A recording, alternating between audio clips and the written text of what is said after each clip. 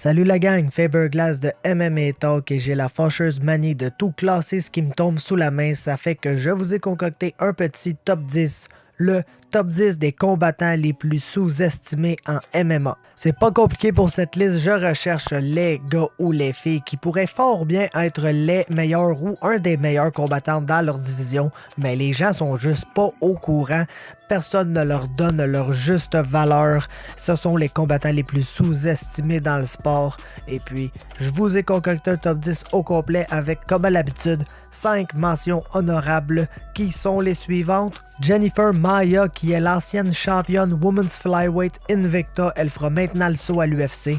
George Masvidal, Leon Edwards, Zach Cummings et Islam Makhachev.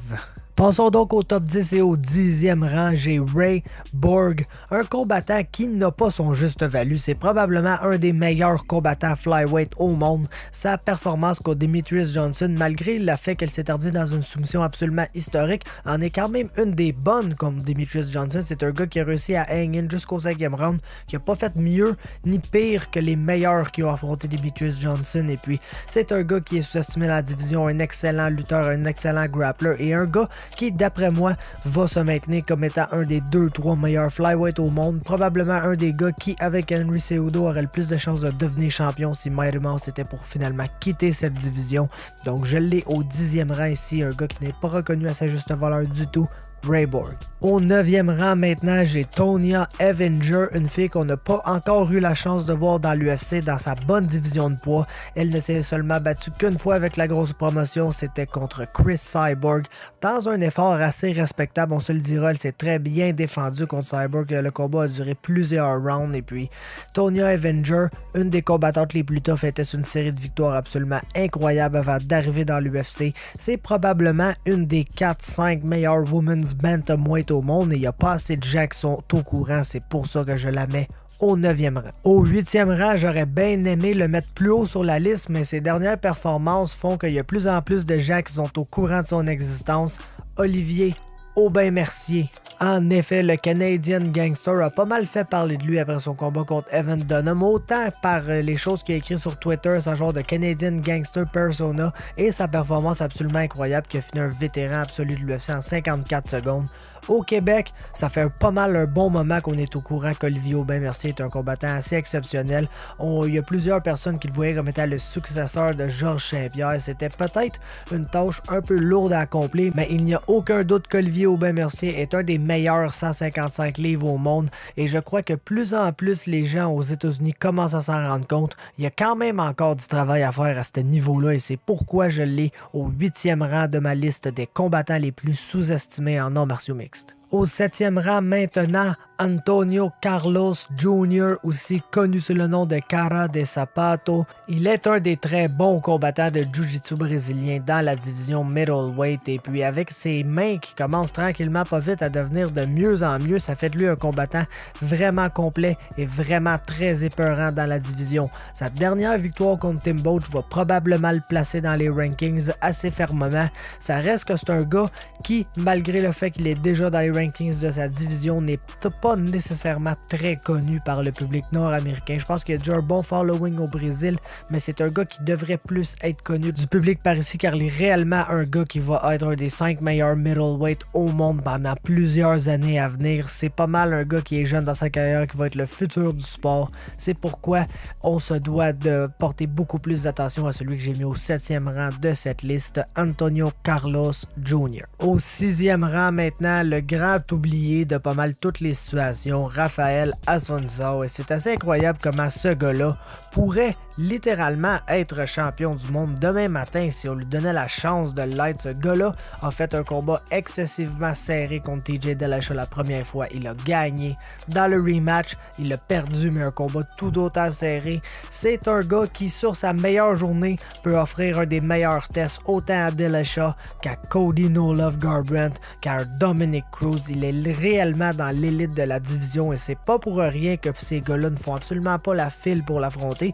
Il est probablement le meilleur combattant, n'étant absolument pas connu ni populaire dans la division 135 livres.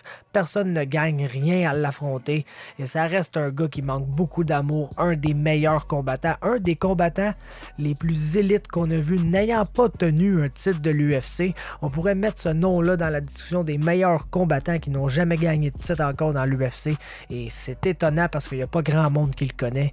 Il devrait avoir beaucoup plus d'amour, ce Raphaël Assunção qui est un des meilleurs combattants en MMA et absolument personne n'est au courant.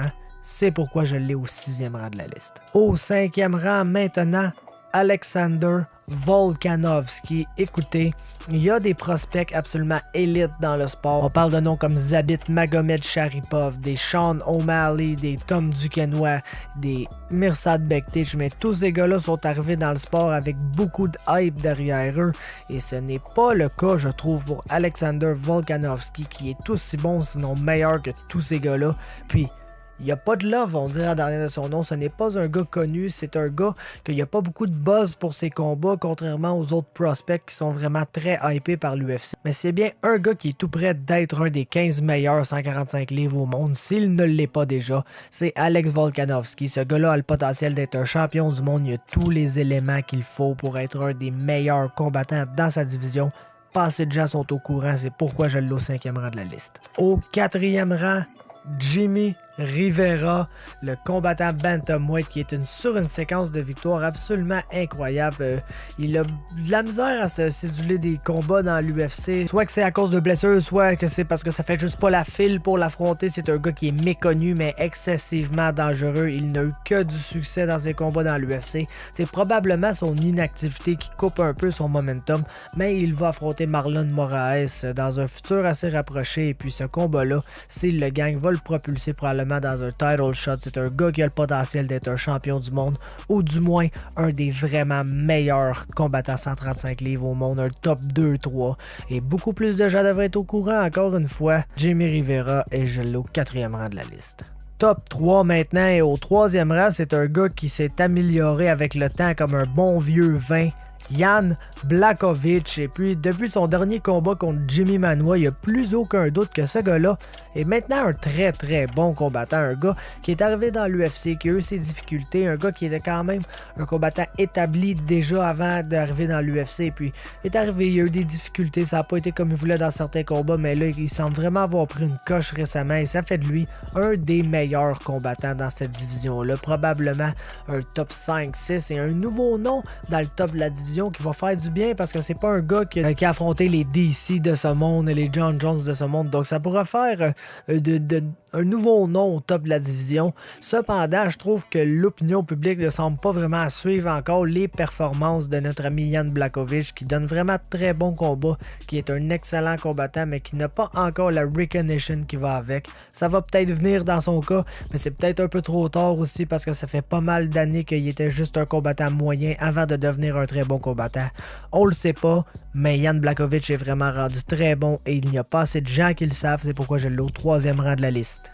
Au 2e rang maintenant, un gars qui a eu vraiment beaucoup de votes quand j'ai sollicité les gens sur mon groupe pour tenter de voter, établir un peu de sens dans cette liste-là, et c'est Alexander Volkov. Et puis les gens qui ont voté pour lui avaient pas mal raison, pour être franc avec vous. C'est un gars qui, malgré sa victoire contre Fabricio Werdum, est encore, je vous dirais, assez méconnu des gens, même s'il est maintenant indéniable que ce gars-là est un des meilleurs combattants poids lourd dans le sport. Et puis je dois dire que c'est quand même étrange parce que poids lourd est quand même une division où les gars ont de la notoriété assez rapidement par rapport à d'autres divisions, par le fait que c'est des gros gars qui frappent très fort, qui donnent souvent des bons shows quand ils finissent leur combat. Et puis, ben, il n'y en a pas 1000 non plus. C'est une division qui est assez mince, donc c'est plus facile de se faufiler parmi le plus haut échelon de cette division-là.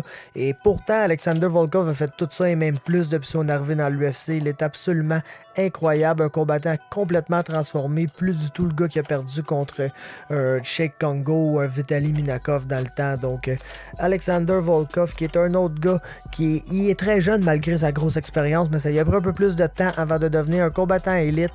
J'espère que ça va venir dans son cas parce que c'est un combattant avec excessivement de potentiel, mais pour l'instant, il est sans aucun doute un des gars les plus sous-estimés dans le sport et c'est pourquoi je l'ai au 2e rang de ma liste. Au 1er rang maintenant, il n'y avait aucun doute pour moi. Douglas Lima est selon moi le combattant le plus sous-estimé dans le sport. C'est assez incroyable. On a vu ce qu'il a fait contre Rory McDonald et non, c'est pas Rory McDonald qui est moins bon qu'avant.